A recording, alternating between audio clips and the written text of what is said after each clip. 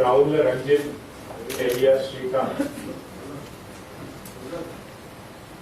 platoon party committee member of the battalion CPI Maoist, Chhattisgarh. इधर police ముందు surrender అవడం జరిగింది. ఇద్దరు బ్యాక్గ్రౌండ్ లోకి వెళ్ళినట్లయితే రాహుల్ రంజిత్ మన మావోయిస్ట్ ఆర్గనైజేషన్ లో తెలంగాణ రాష్ట్రం నుండి ముఖ్యంగా వరంగల్ జిల్లా వాస్తవ్యులైనటువంటి రామన్న,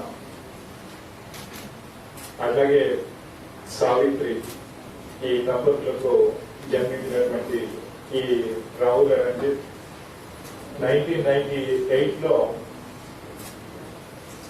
DKSJC ఏరియాలో జన్మించడం జరిగింది. అంటే ఇతని నేపథ్యం చూసినట్లయితే ఇతని జన్మతః మావోయిస్ట్ ఆర్గనైజేషన్స్ లో పనిచేసేటువంటి పార్టీ కార్డులకు జన్మించడం, మళ్ళీ బాల్యం అంతా కూడా ఆ దళాల్లోనే దళాలతో పాటుగా ఉండడం, మళ్ళీ 1 నుంచి 6వ తరగతి వరకు మావోయిస్టులు స్టార్ట్ చేసినటువంటి జనార్దన సర్కార్ పాఠశాలల్లో చదువుకోవడం, చిన్నప్పటి నుంచి కూడా ఈ మావోయిస్టు కార్యక్రమాల్లో ఇండాక్టినేట్ అవ్వడం జరిగిందన్న. ముఖ్యంగా వీళ్ళ ఫాదర్ ఎవరైతే ఉన్నారో ఈ రావుల శ్రీనివాస్ ఎలియాస్ రామన్న మన సెంట్రల్ కమిటీ మెంబర్ గా ఉండేవాడు. అదేవిధంగా సెక్రటరీ DKSJCగా పనిచేస్తున్న టైంలో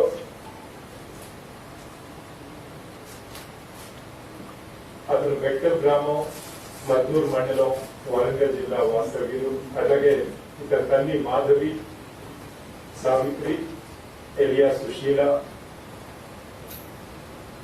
చిట్టం విలేజ్, కొంటా మండల్, ఛత్తీస్గఢ్ స్టేట్. ఈ రామన్న ఈ మావోయిస్ట్ కార్యక్రమాలకి ఆకర్షితులై దాదాపుగా 1982లోనే పీపుల్స్ వార్ గ్రూప్ లో జాయిన్ అవ్వడం జరిగింది. అతను 1982లో జాయిన్ అయిన దగ్గర నుండి కూడా అప్పుడు భద్రాచలం దళం అనేవాడు, ఇప్పుడు కుంటా ఏరియా దళం అంటున్నారు, ఆ దళంలో పనిచేయడం జరిగింది. అంటే బిగినింగ్ నుంచి కూడా ఈ రామన్న DKSJC ఏరియాలో పనిచేస్తూ అంచెలంచెలుగా ఎదిగి చివరకు central committee member, DKSJC secretary కూడా పనిచేస్తున్నటువంటి టైంలో 2019లో ఇల్నెస్ తో వ్యాధిగ్రస్తుడైనప్పుడు ఆ టైంలో 2 సార్లు హార్ట్ అటాక్ వచ్చి చనిపోవడం జరిగింది. అయితే ఈ రంజిత్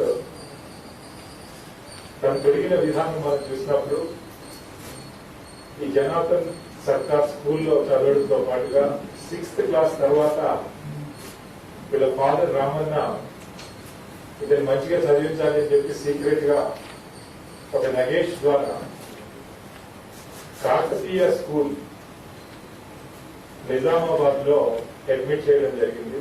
అక్కడ తన 10వ తరగతి వరకు కూడా చదువుకోవడం జరిగింది. అయితే ఈ స్కూల్ కి అడ్మిషన్ నగేష్ అనేటటువంటి మన Sabari area committee divisional committee member ద్వారా అడ్మిషన్ చేపించి ప్రతి సమ్మర్ లో కూడా వెకేషన్ ఉన్నప్పుడల్లా జీకేఎస్జెడ్సీ వాళ్ళ పేరెంట్స్ అక్కడికి వెళ్లేవాడు. ఈ మావోయిస్ట్ కార్యక్రమాల్లో ప్రచార కార్యక్రమాల్లో చురుకుగా పాల్గొనేవాడు.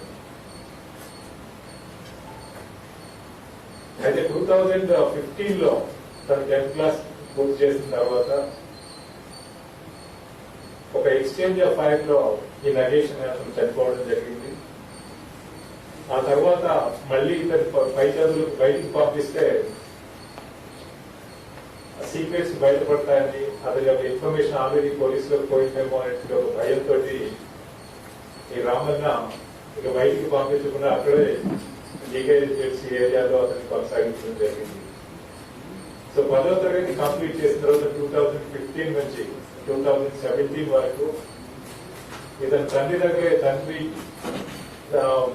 సూపర్విజన్ లో ఈ మావోయిస్ట్ కార్యక్రమాల్లో చురుకుగా పాల్గొని ఆ టైంలో అక్కడ ప్రజల్లోకి ఈ న్యూ డెమోక్రటిక్ రెవల్యూషన్, నూతన ప్రజాస్వామిక వ్యవస్థ, అలాగే ఆర్మ్డ్ రెవల్యూషన్స్, తర్వాత fight for the battle of the gun and rebellion against the state, ఈ కాన్సెప్ట్స్ అన్నిటిలో కూడా ప్రజల్ని వాళ్ళలో అవేర్నెస్ తీసుకురావడానికి దాదాపుగా 2 ఏళ్లు ప్రజలలో తిరిగి వాళ్ళలో ప్రచారం చేసి ముందుకు వెళ్ళడం జరిగింది. ఈ క్రమంలోనే ఒక 2 ఏళ్ల తర్వాత 2017 లో రామన్న అడ్వైస్ అనుగుణంగా ఇతను బెటాలియన్ లో చేరడం జరిగింది. 2nd ప్లటూన్ లో మెంబర్ గా జాయిన్ అవ్వడం జరిగింది. మొదట ప్లటూన్ మెంబర్ గా ఉండి తర్వాత అతని పదోన్నతి పైన ప్లటూన్ పార్టీ కమిటీ మెంబర్ గా పదోన్నతి, అంటే ఏరియా కమిటీ, ఒక్కొక్క ప్లటూన్ ఏరియాకి అక్కడ ఉన్నటువంటి ఏరియాలో ఒక పొలిటికల్ కమిటీని కూడా వాళ్ళు ఏర్పరచడం జరుగుతుంది పార్టీ. దాంట్లో మెంబర్ గా అతను ఏర్పడడం జరిగింది 2019 వరకు. అయితే 2019 లో వీళ్ళ ఫాదరు వ్యాధిగ్రస్తుడైనప్పుడు ఇతను రంజిత్ మనం బెటర్ ట్రీట్మెంట్ వరకు బయటకు వెళ్దాం అని చెప్పేసి వాళ్ళ ఫాదర్ అడిగినా కానీ రామన్న దానికి ఒప్పుకోకుండా అలాగే ఉండడంతో 2 సార్లు హార్ట్ అటాక్ గురై ఫైనల్ గా చనిపోవడం జరిగింది. అంటే 2019 లో వీళ్ళ ఫాదర్ చనిపోయిన తర్వాత ఇతనికి పార్టీలో అనేక అవమానాలకు గురయ్యాడు. దాంట్లో భాగంగానే ఇతను ఈ మావోయిస్ట్ కార్యక్రమాల పైన తనకు విరక్తి చెంది సరెండర్ అవ్వాలనుకున్నాడు. అయితే పార్టీ మాత్రం ఇతను సరెండర్ అవ్వడానికి పర్మిషన్ ఇవ్వకపోవడంతో మళ్ళీ వాళ్ళ మదర్ ని అప్రోచ్ అవ్వడం, కొంతకాలం మదర్ దగ్గర ఉండడం. మదర్ కూడా ఇప్పుడు తన అక్కడ కిస్టారం ఏరియా కమిటీ ఇన్ఛార్జిగా ఉంది కాబట్టి డివిజనల్ కమిటీ మెంబర్ గా ఉంది. అక్కడ మదర్ తో జూన్ నుంచి అక్కడ పనిచేయడం జరిగింది. అయితే ఫైనల్ గా ఈ మావోయిస్ట్ ఆర్గనైజేషన్ ఇంతకాలం తనకు చిన్నప్పటి నుంచి కూడా మొదటి నుంచి కూడా ఆర్గనైజేషన్ లో ఉంది.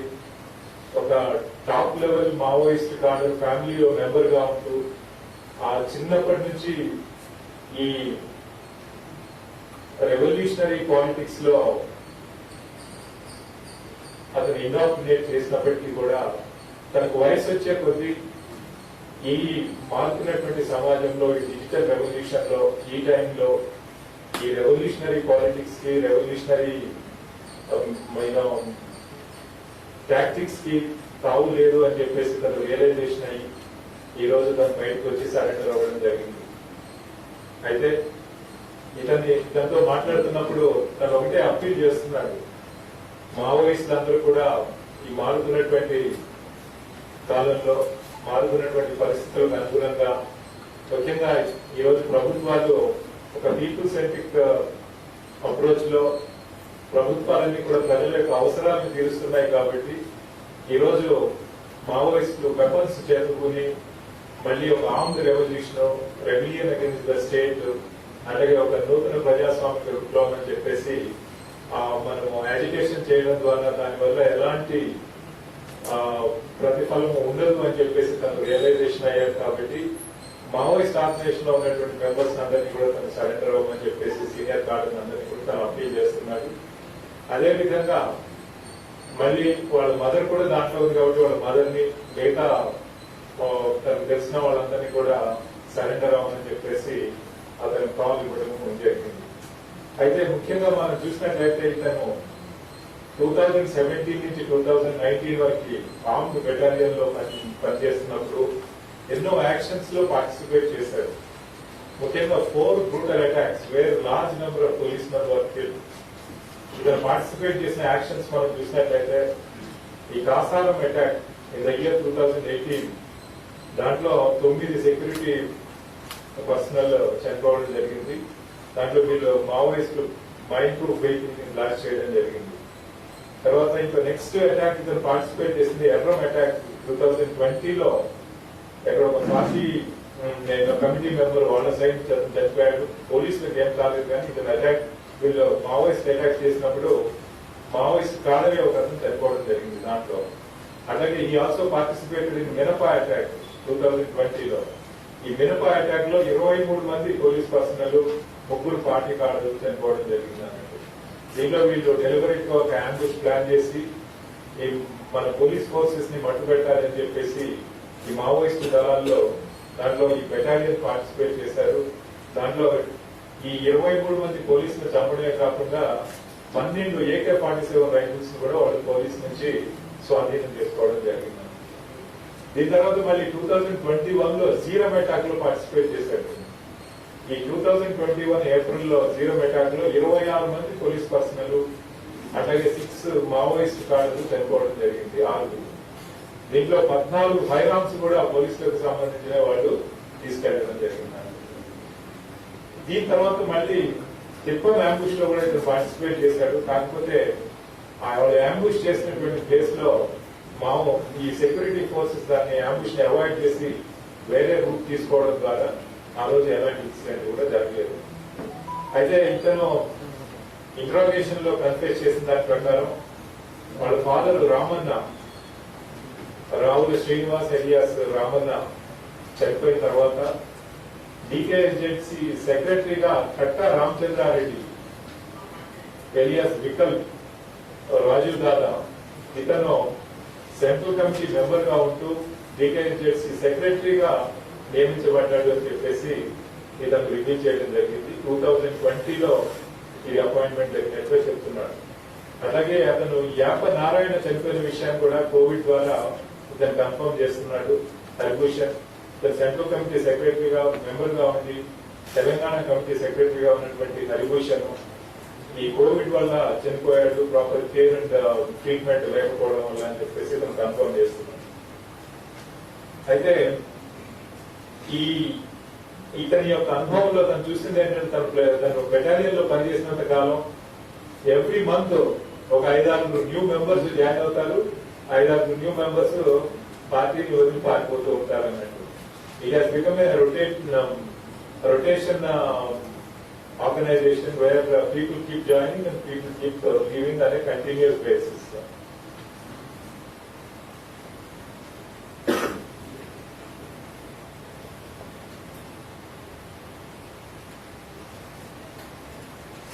ఇతని అవగాహన ప్రకారం ఇతను చెప్పేటటువంటి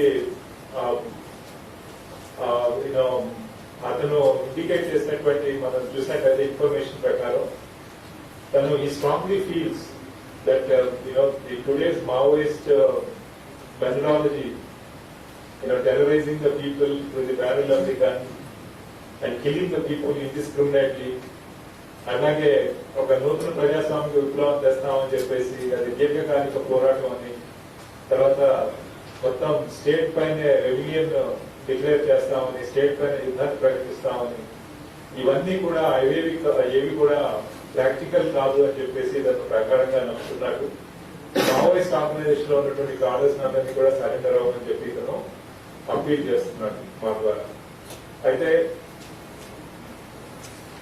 ఇప్పుడు ఈ కష్టకాలంలో కోవిడ్ ఉన్నటువంటి ఈ కాలంలో ప్రజలందరికీ ఈ మావోయిస్ట్ ఆర్గనైజేషన్ లో ఉన్నటువంటి వ్యక్తులందరికీ కూడా ఒక విజ్ఞప్తి. ఈ కోవిడ్ మహమ్మారి అనేది చాలా డేంజరస్ డిసీజ్ కాబట్టి దీనికి టైమ్లీ మెడికల్ ట్రీట్మెంట్ ఉన్నప్పుడే దాని నుంచి మనం బయటపడగలుగుతాం. కాబట్టి టైమ్లీ మెడికల్ ట్రీట్మెంట్ ఉండాలి అంటే వాళ్ళు జనజీవన్ శ్రవంతిలో కలవాలి. వాళ్ళు మంచి ఇక్కడ ప్రభుత్వాలు ప్రొవైడ్ చేస్తున్నటువంటి ఈ మెడికల్ ఫెసిలిటీస్ అన్నిటి కూడా వాళ్ళు ఉపయోగించుకోవచ్చు, వాళ్ళ ప్రాణాన్ని వాళ్ళు కాపాడుకోవచ్చు. కాబట్టి ఈ కోవిడ్ ఇంకా కంటిన్యూ అవుతున్నట్టు ఈ సమయంలో మావోయిస్ట్ టాప్ లీడర్షిప్ అందరికీ కూడా ఒక విజ్ఞప్తి. మన టాప్ లీడర్షిప్ ఎవరెవరు ఉన్నారు అని చూస్తే మన ఎంటైర్ సెంట్రల్ కమిటీలో 25 మంది మెంబర్స్ ఉంటే దాంట్లో తెలంగాణ నుంచి 11 మంది, ఏపీ నుండి 3, మొత్తం 14 మంది central committee members Maoist organisation లో తెలుగు అంటున్నారు. కాబట్టి వారందరికీ కూడా విజ్ఞప్తి, వెంటనే సరెండర్ అవ్వండి, ఈ మెడికల్ ఫెసిలిటీస్ అవైల్ చేసుకోండి, కోవిడ్ బారిన పడకుండా రక్షించుకోండి, అలాగే జనజీవన శ్రవంతిలో కలుసుకోండి. ప్రభుత్వాలు ఇస్తున్నటువంటి ఈ సరెండర్ పాలసీని ఎఫెక్టివ్ గా వినియోగించుకొని మీకు కావాల్సినటువంటి కంప్లీట్ రీహాబిలిటేషన్ కూడా ప్రభుత్వాలు చాలా ఇన్వాల్వ్మెంట్ తో చేస్తున్నాయి. కాబట్టి వాటిని వినియోగించుకొని వాళ్ళందరూ కూడా సరెండర్ అయ్యి జనజీవన శ్రవంతిలో కలవాలి అని చెప్పేసి వాళ్ళందరినీ కూడా కోరుతున్నారు. అయితే ఇతను సరెండర్ అయినటువంటి సందర్భంగా ప్రభుత్వం ఇచ్చినటువంటి 4 లక్షల ఒక డిమాండ్ డ్రాఫ్ట్ కూడా హ్యాండ్ ఓవర్ చేయడం జరుగుతున్నది. అలాగే ఇమ్మీడియట్ గా అతని ఖర్చుల కొరకు 5,000 రూపాయలు కూడా మనం ఇప్పుడు అందజేస్తున్నాం.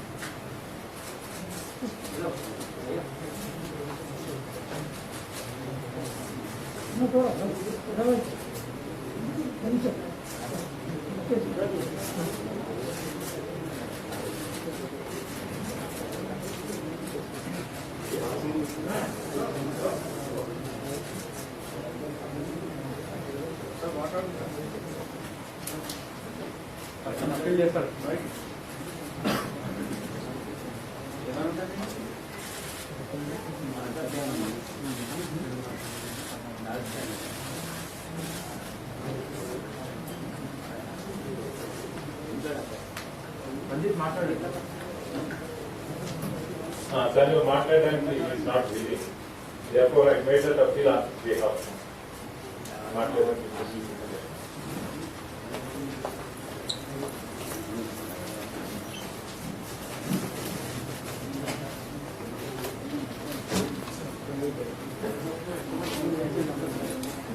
Sir, what exactly was his role in those 4 attacks?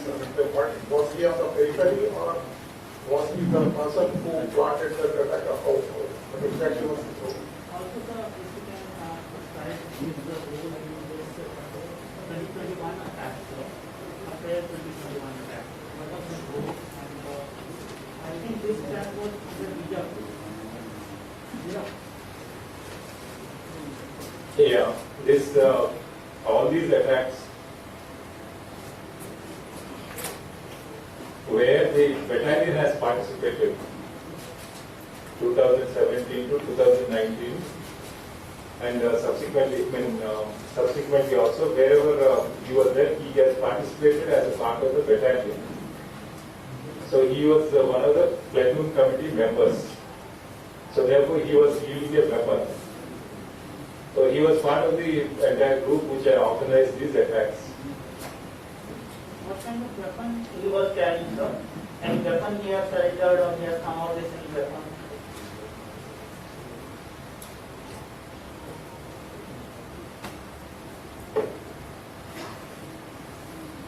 అతను సరెండర్ అయ్యేటప్పుడు వెపన్ తో ఏం రాలేదు, వెపన్ లేకుండానే వచ్చాడు.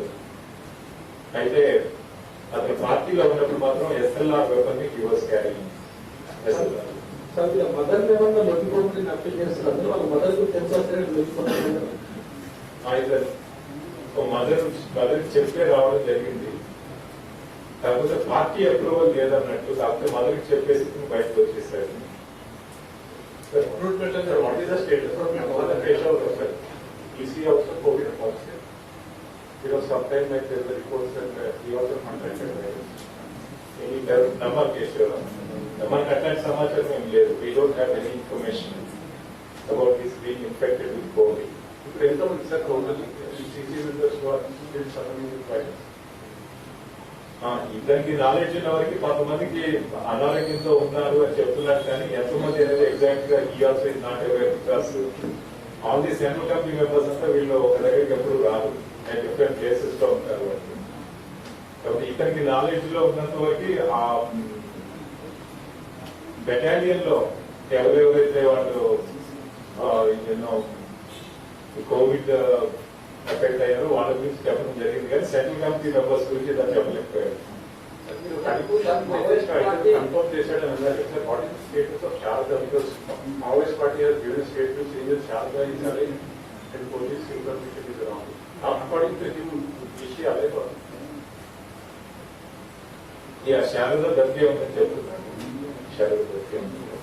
సార్, మావోయిస్ట్ పార్టీ ఇవాళ స్టేట్మెంట్ ఇచ్చింది. దాంట్లో ప్రధానంగా కోవిడ్ అని కరోనా పేరు చెప్పి గ్రామాల్లోకి పోలీసులు వెళ్లి నానా విభజన తీసుకున్నారు, కేవలం కరోనా దృష్టి పెడుతున్నారని చెప్పి ఒక స్టేట్మెంట్ ఇచ్చింది.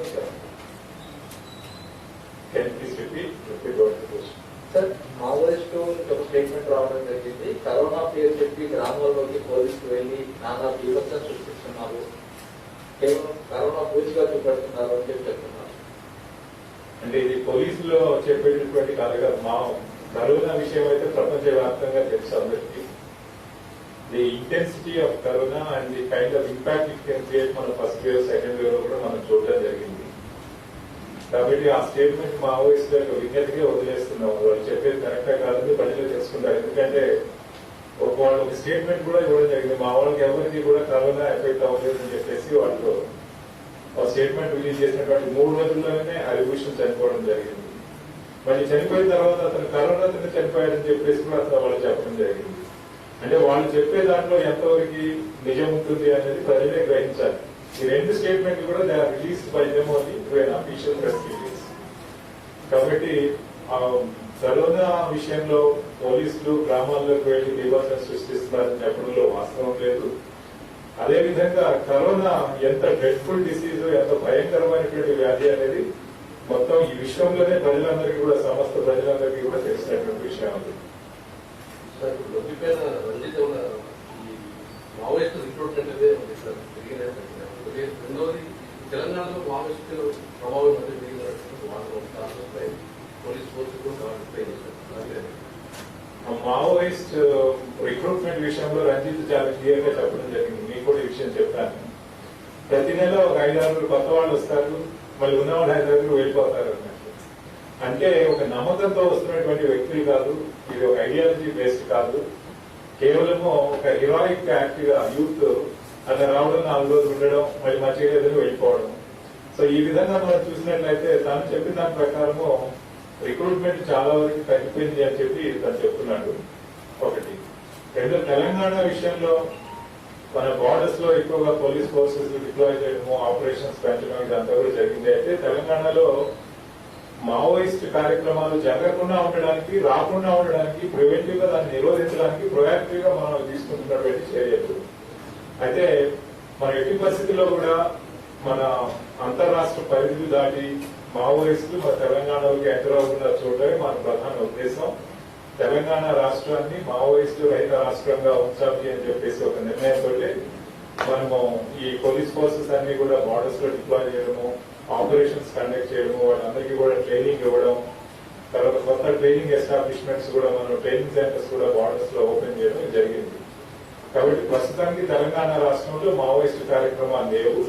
తెలంగాణ రాష్ట్రానికి సంబంధించినటువంటి మావోయిస్ట్ కమిటీ ఎక్కడైతే ఛత్తీస్గఢ్ లో ఉన్నారో వాళ్ళందరూ మన రాష్ట్రంలోకి ఎంటర్ అవ్వకుండా మనం ఎప్పటికప్పుడు కూడా నిఘాని పెంచి చర్యలు తీసుకుంటున్నాం. సార్, ఫాదర్ చనిపోయిన తర్వాత పార్టీలో హెరాస్మెంట్ కి లోన్ ఎలాంటి ఇబ్బందులు పడడానికి మీకు చెప్పండి. అంటే తను మావోయిస్ట్ కార్యక్రమాల్లో పార్టిసిపేట్ చేస్తున్నటువంటి సందర్భంలో తన ఫాదర్ ఉన్నంత కాలం ఒక రకంగా ట్రీట్ చేశారు. ఫాదర్ చనిపోయిన తర్వాత ఆ ప్లెటూన్ లో ఆ బెటాలియన్ లో ఉన్నటువంటి కాడలు తన పట్ల చాలా మిస్బిహేవ్ చేశారు. తర్వాత నానా రకాలుగా వేధించారని చెప్పడం జరిగింది.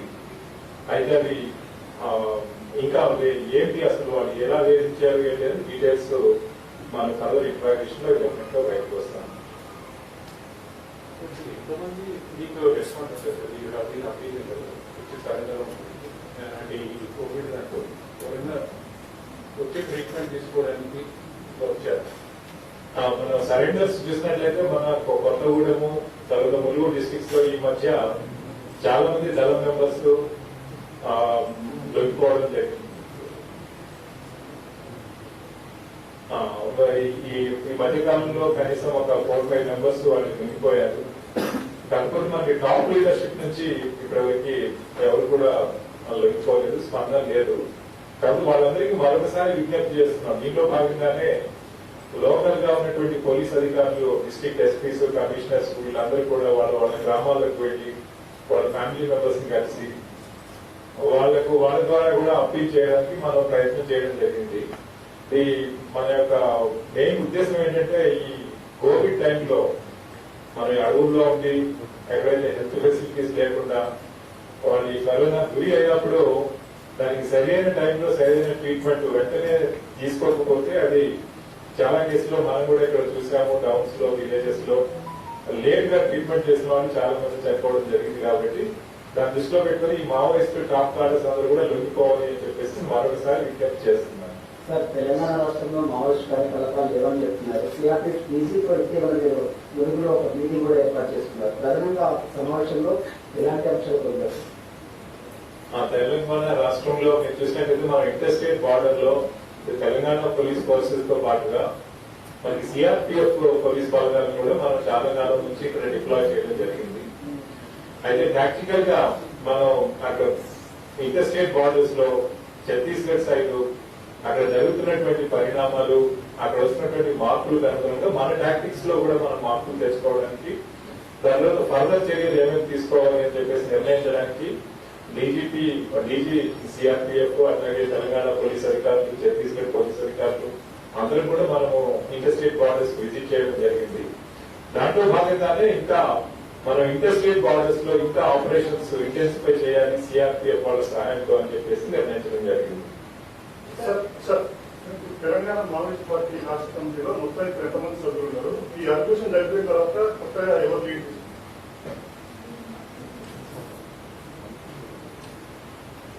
తెలంగాణ రాష్ట్ర కమిటీ మొత్తము అన్ని టోటల్ కమిటీస్ మనం చూసినట్లయితే ఇంక్లూడింగ్ ది స్టేట్ కమిటీ సెక్రటరీతో కలుపుకొని దాదాపుగా 120 మంది ఉంటారు. 120. ఈ 120 కూడా మనకి అక్కడ సుకుమా బీజాపూర్ డిస్ట్రిక్ట్ లోనే అక్కడే ఉంటున్నారు వాళ్ళు. సో ఈ మధ్యలో హరిభూషణ్ చనిపోయిన తర్వాత ఇంకా వాళ్ళు స్టేట్ కమిటీ సెక్రటరీని వాళ్ళు ఎవరిని కూడా నియమించలేదు. ప్రస్తుతానికి దామోదర్ దాన్ని ఇన్ఛార్జ్ గా వ్యవహరిస్తున్నట్టు మనకు తెలుస్తుంది.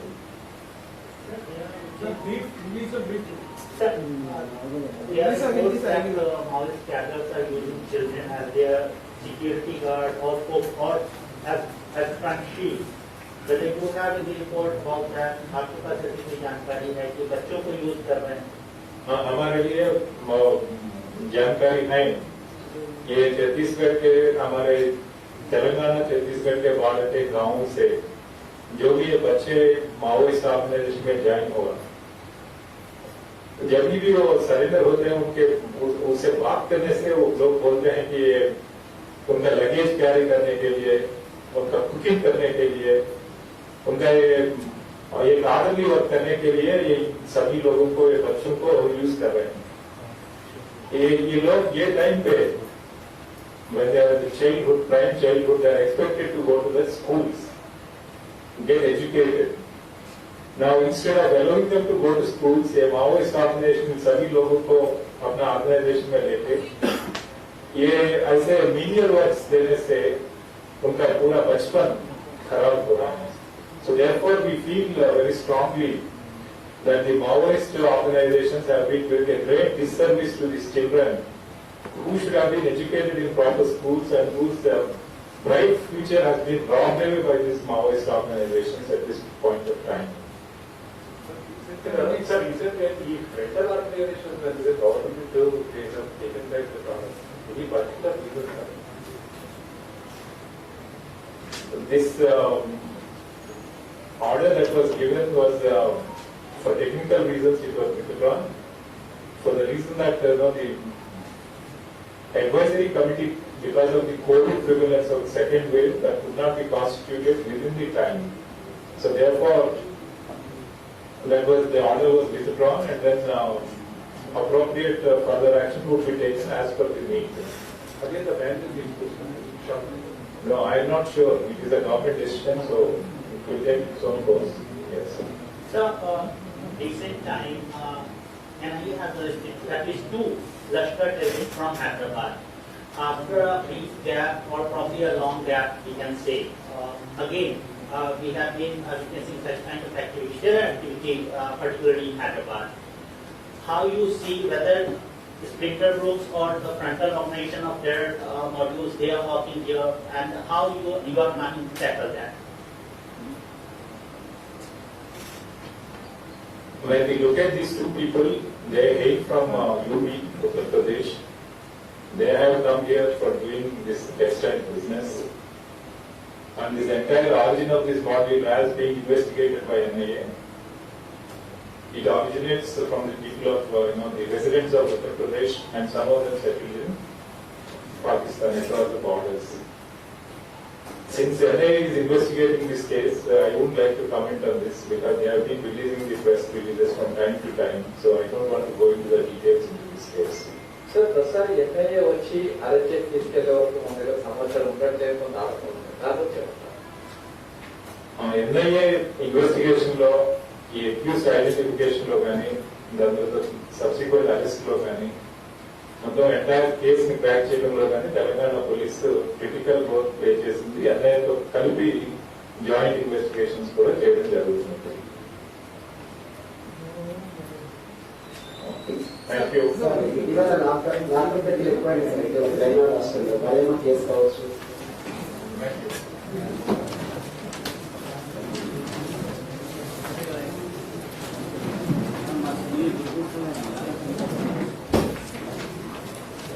Thank you.